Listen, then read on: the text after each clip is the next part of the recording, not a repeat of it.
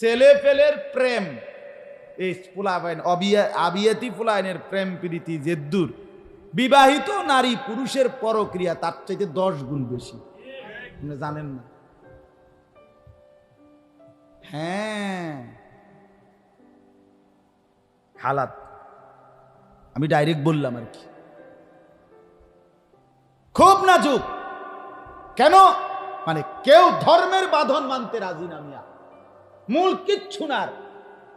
প্রত্যেকে যদি সিদ্ধান্ত নিত আমার স্ত্রীর ব্যাপারে আমার দায়িত্বটা কি, আমার ছেলের ব্যাপারে আমার দায়িত্বটা কি, আমার মেয়ের ব্যাপারে আমার দায়িত্বটা কি, আমার রোজগার করার ক্ষেত্রে আমার দায়িত্ব কি, আমি বুঝি মরি বাসি হালাল হারাম চুরি ডাকাতি ওজনে কম দিয়া মিথ্যা বইলা বাটপারি করিয়া সিটারি করিয়া কিস্তিতে পারি, যেমনে পারি মানুষের মাথাত বাড়ি দিয়া পারি, টাকা আমার লাগবেই। তোমারে এত বড় বাধ্য কে করছে বেটা?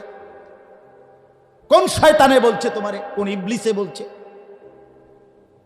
যে হালাল হারাম সব বাদ দিয়া তুমি শুধু পয়সা কামাই করো? বলছে এটা কোরআন বলছে? এটা কথা বলেন না কেন? রসুলুল্লাহ বলছে এটা? আর আচ্ছা, আল্লাহ রসুল রাখেন, সরকার বলছে এটা, তো কে বললো? তারে বললো কে? কেন আমরা এটা বুঝি না মিয়া? কেন মিথ্যা বলেন? এই মুসলমান যারা রোজগার করেন, কেন ওজনে কম দিবেন? কেন সুদে টাকা নিলেন? কেন কিস্তি নিলেন? বলেন, কেন হারাম খাইলেন? বলেন মিয়া। অভাবের কারণে কয় টাকার অভাব ছিল? রিজিকের জন্য কি কষ্ট করছেন? হালাল উপার্জন করা তো ফরজ করছেন আল্লাহ, নবীজি বলছেন। আপনি মেহনত করবেন না কেন? পরিশ্রম করবেন না কেন? তলাবু কাসবিল হালাল ফরিদাতুন বাদাল ফরিদা। আল্লাহ বলছে, নবীজি বলছে, 5 ওয়াক্ত নামাজ রোজার পরে এক মুসলমানের উপরে হালাল উপার্জন তালাশ করা ফরজ। ইসলাম শুক্রবারও অবসর দেয় না। সরকারে ছুটি দিছে মিয়া শুক্রবার, ইসলামে কোনো শুক্রবারে ছুটি নাই। কোরআন সুন্নাহর আলোকে শুক্রবার ছুটির দিন। কথা বলেন না কেন? না না না, সপ্তাহের কোনো দিনে ছুটির কোনো দিন নেই, ইসলামে কোনো ছুটির দিন নেই। বাস্তব কথাই। প্রমাণ কি? প্রমাণ হলো কোরআনে আছে, আল্লাহ বলছে, হে ঈমানদারগণ, জুমার দিন শুক্রবার দিন যখন আজান দেয় তখন তোমরা মসজিদে নামাজের দিকে ছোট, ওয়াদারুল বাইআ, এবং বেচা কিনা বন্ধ করো। তাই মানে কি বুঝা গেল? বুঝা গেল 12টা 20-এ যখন আজান হয় তার আগ মুহূর্তে দোকান বন্ধ করো, এর আগ পর্যন্ত বেচা কিনা চলবে। নাইলে তো কথা হইতো যে হে ঈমানদারগণ, বৃহস্পতিবার রাত 10টার থেকে, ওমা কথা কয় না, কথা ছিল এটা না, বৃহস্পতিবার থেকে আর কি করবা না, দোকান খুলবা না। কই এটা বলছে? আচ্ছা, আবার কি বলছে? তাহলে বুঝা গেল দোকান বন্ধ করলাম কয়টায়? 12টা 20-এ, এর আগ পর্যন্ত মনে করেন উপার্জন ছিল। এখন নামাজ শেষ হয়েছে 2টা বাজে, তা এখন গিয়া হোতা দাও মাগরিব পর্যন্ত নাকি? হ্যাঁ, আল্লাহ বলছে না না না, ফাইদা কুদিয়াতিস সালাত ফান্তাশিরু ফিল আরদ ওয়াবতাগু মিন ফাদলিল্লাহ। বান্দা যখন নামাজ শেষ হলো, এবার আবার আমার জমিনে ছড়িয়ে পড়ো, প্রত্যেকের জন্য আমার বরাদ্দকৃত রিজিক তালাশ করো। তাহলে জুমার পরেও দোকান বন্ধ করতে বলছে, জুমার আগেও দোকান বন্ধ করতে বলছে, তো ছুটি দিল কই? ছুটি কোথায় আবার? ইসলাম তো উপার্জন বন্ধ করতে বলে নাই, কামাই রোজগারি বন্ধ করতে বলে নাই।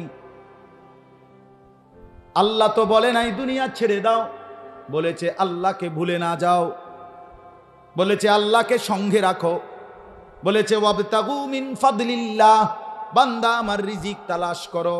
যদি বলেন আল্লাহ আর ওয়াদকুরুল্লাহ কাসীরা, এই যে সাথে বলছে এটা শুধু আমি আল্লাহকে বেশি বেশি মনে রাখো, লাআল্লাকুম তুফলিহুন।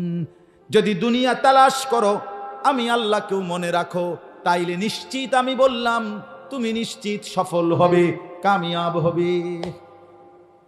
দুনিয়াও চলবে, আখিরাতও চলবে, আখিরাতও চলবে। আলহামদুলিল্লাহ, আল্লাহ আমাদেরকে বুঝ দান করে। আমার বাপ, আমার ভাই, আমার বন্ধু, চলেন ফিকির করি, জিন্দেগি পুরাপুরি আল্লাহর দিকে ফিরা, আল্লাহর দিকে ফিরা। ছেলেটাকে বঞ্চিত করেন না কোরআন থেকে, ছোট্ট বাচ্চাকে, মেয়েকে, পরিবারকে, নিজেকে। এত বেশি দুনিয়ায় ডুবে যাইয়েন না যে আখেরাত মনেও নাই। হায় নওজোয়ান যুবক ভাই, তোমাদেরকে বলি, কোনো লাভ নাই রে দোস্ত।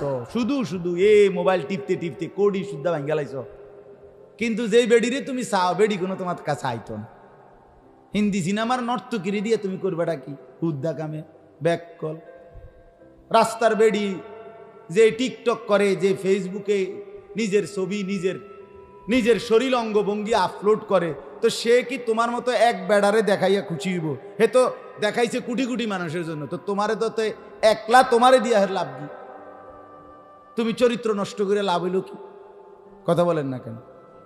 বেডির যদি এক পুরুষ দিয়ে হইতো, তো বেডিকে এত মানুষের লাগে দেখাইতো? এটা তো বেডি তো হিসাবে বুঝাই দিছে যে আমি কোনো এক পুরুষে তৃপ্ত নই। কাজে তুমি একক যুবক, আমারে দেখা যদি ঘুম মারো, চরিত্র নষ্ট করো, শরীর নষ্ট করো, কাপড় নষ্ট করো, শেষ পর্যন্ত যৌবন তোমারই নষ্ট হবে, আর কিচ্ছু লাভ হবে না। আমি তো তোমার জন্য না, আমি তো উন্মুক্ত প্রদর্শনীর জন্য দিছি নিজেকে। নাউযুবিল্লাহ। এজন্য ভাইয়া চরিত্র নষ্ট না করি, আখলাক নষ্ট না করি। কি লাভ? কি অর্থহীন এই কাজের মধ্যে? কি ফায়দা? দুনিয়ার কামাই করুক, যার বেলা আমার অবসর, আমি কি করবো? অবসরে তুমি উপার্জনের আরো কোনো ফিকির করো,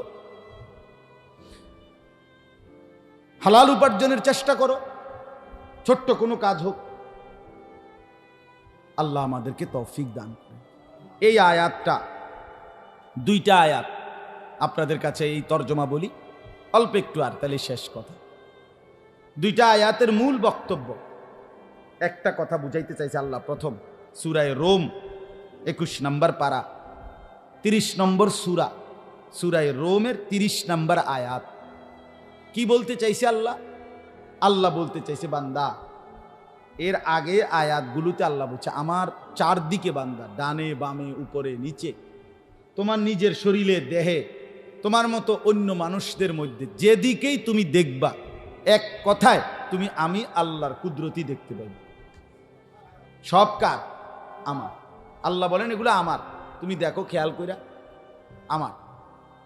আমার মাটির তৈরি সৃষ্টি মানুষ আমার, স্বামী স্ত্রী আমার বানানো, রাত আমার, দিন আমার, সূর্য আমার, চন্দ্র আমার, আসমান আমার, জমিন আমার। আল্লাহ বলেন সব আমার, সব আমার কুদরত।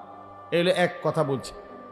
এরপরে আল্লাহ বলছে, বান্দা, এত সব কিছু যেহেতু আমার, তুমি তো বুঝতেছ, তা আমার সাথে কেমনে শিরিক করো?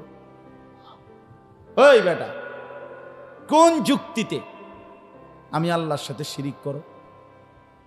আমারে ভুলে গেলা, দুনিয়ার সামান্য থেকে সামান্য কোনো মানুষের কাছে নিজের ঈমান দিয়া দিলা, আমনি আমার সব। উপরে আল্লাহ, নিচে আমনে। পূর্বে আল্লাহ, নিচে আমনে। পূর্বে আল্লাহ, নিচে জামাই, বেডির জামাই। পূর্বে আল্লাহ, নিচে মেম্বার। কোথায় আল্লাহ রব্বুল আলামিন আর কোথায়? মনটা কি কয় কর? বই দিয়া কান্দন দরকার, রাস্তা থুইরা কান্দন দরকার। এই দুঃখ, আরে কি তেরে কইলি বেটা? কার লগে কি মিলাইলি? কি কইলি বেটা? বললিটা কি? ওহো, আল্লাহ বলে, বান্দা, এত সামান্যতে আমারে কেমনে ভুলে যাও? আমার সাথে শিরিক করো কেমনে?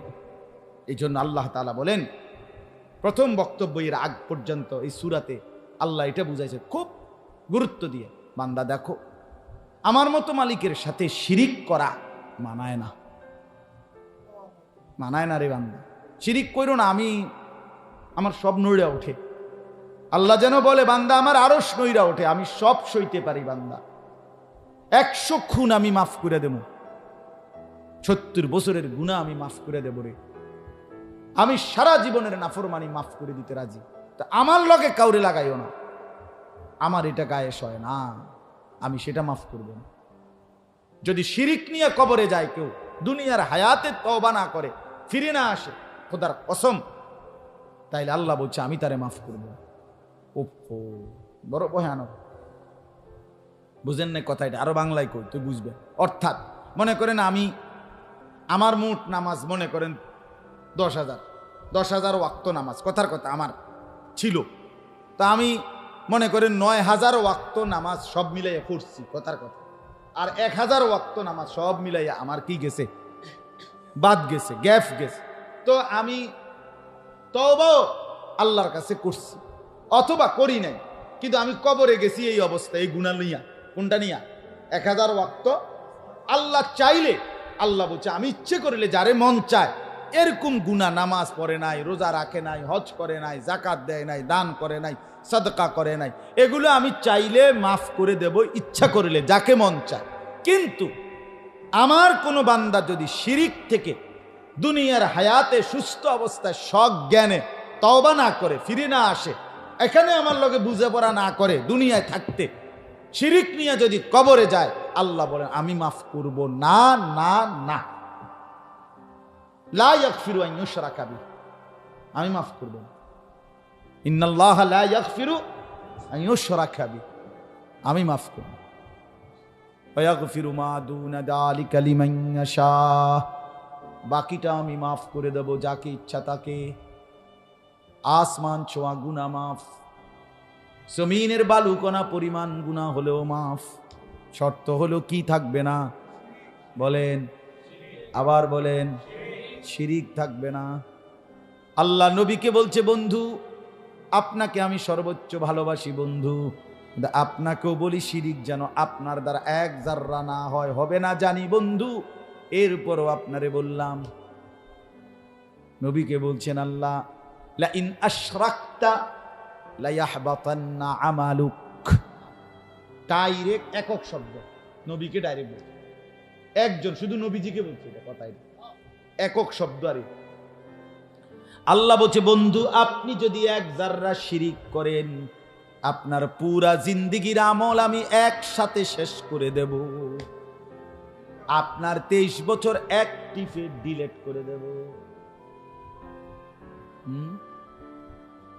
আপনি কেটা? আমি কি? ওয়ালা তাজাল মাআল্লাহি ইলাহান আখার। আল্লাহ বলে, বন্ধু আপনাকে বলছি আমার সাথে কাউকে শরীক করবেন না, কাউকে মিলাবেন না। যদি করেন কি হবে? আল্লাহ কোরআনে সরাসরি বলছে বন্ধু, শুনলেও কাঁপ ধরে, বললেও কাঁপ উঠে যায়। আল্লাহ বলে, বন্ধু আমার সাথে যদি কাউকে 1 সেকেন্ডের জন্য মিলান, আপনি নবীকে বললাম ফাতুল কাফি জাহান্নাম, আপনাকেও জাহান্নামে ছুঁড়ে মারা হবে। শিরিক না, কি না হয়? কথা এটা শুধু মুখস্থ রাখলে হইতো না যে আমার দ্বারা যেন শিরিক না হয়। আপনি কথাই রাওয়া না হইতো না, কেন আপনি শুধু মুখে কইয়া দিছেন, হ্যাঁ হইতো না, কইলাম হইতো না। আপনি তো বুঝেন না কি শিরিক কারে কয়, কেমনে হয়। আপনি হুদায় কথাইটা কইয়া দিলে হইব না যে না হইতো না, জান কইয়া দিলাম হইতো না। না, শিরিক কি দ্বারা হয়, কখন হয়, কি কথার কারণে, কি আচরণের কারণে, কি বিশ্বাসের কারণে, এটা জানা আমার আপনার প্রত্যেকের জন্য লাজেম। খেয়াল রাখা। আমার শায়েখ আল্লামা মুফতি মুশতাকুর নবী সাহেব প্রায় বলে যে মাঝে মাঝে কলিজায় হাত দিয়েন আর চাইয়েন আমার ঈমান আছে তো, ঠিক আছে তো। এবার আল্লাহ বলেন, অতএব কি করো না, শিরিক করো না বান্দা। তাহলে এখন কি করবে? আল্লাহ বলেন, এইটাই আয়াত, তরজমাটা বলতেছি। আল্লাহ বলেন, বান্দা চারদিকে কার কুদরত বলেন না, আর অতএব আমি আল্লাহর সাথে কি করো না, তো কি করবা? তো আল্লাহ উত্তর দিচ্ছে, ফাআকিম ওয়াজহাকা লিদ্দীনে হানিফা। এটা শোনো মনোযোগ দিয়ে, কি বলছে আল্লাহ। আল্লাহ বলেন, অতএব হে আমার বান্দা, প্রত্যেককে বলি, একজন একজন করে আল্লাহ বলছে, প্রতিটা ইমানদার, প্রতিটা মোমেন, তোমাদের সবাইকে আমি বলতেছি, আল্লাহ বলেন ফাআকিম ওয়াজহাকা লিদ্দীনে হানিফা, একনিষ্ঠভাবে তোমরা প্রত্যেকেই তোমাদের পুরা চেহারা, পুরা দেহ, পুরা জিন্দিগি একনিষ্ঠভাবে আমার দ্বীনের দিকেই ফিরাইয়া রাখো। দিল, দিমাগ, আচরণ, উচ্চারণ, আচার ব্যবহার, লেনদেন, ঘর বাহির, বাজার সংসার, ব্যবসা চাকরি, আয় রোজগার সব কিছুতে আমার দ্বীনের দিকেই ফিরে থাকে। মসজিদে ঢুকছো, নামাজ পড়ছো নবীর তরিকায়, বাজারে ঢুকছো, ব্যবসা করছো বেঈমানের তরিকায়, তো এটা তো হলো না বান্দা।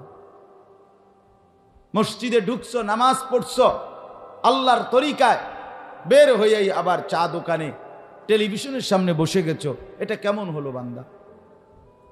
এটা কেমন হইল? এক আলেমকে দেখে বললা যে হুজুর দোয়া করেন আল্লাহ যেন ব্যবসাটায় বরকত দেয়। ওমায়ের পরে হুজুর সরে যাওয়ার পরে আপনি কইতে আছেন কাঁচা মিথ্যা কথা, দিলেন ওজনে কম, নিলেন সুদ, নিলেন কিস্তি, তো কার কাছে দোয়া চাইলেন? কীর্তেন দোয়া চাইলেন? কথা বলেন না কেন? কি দোয়াটা চাইলেন?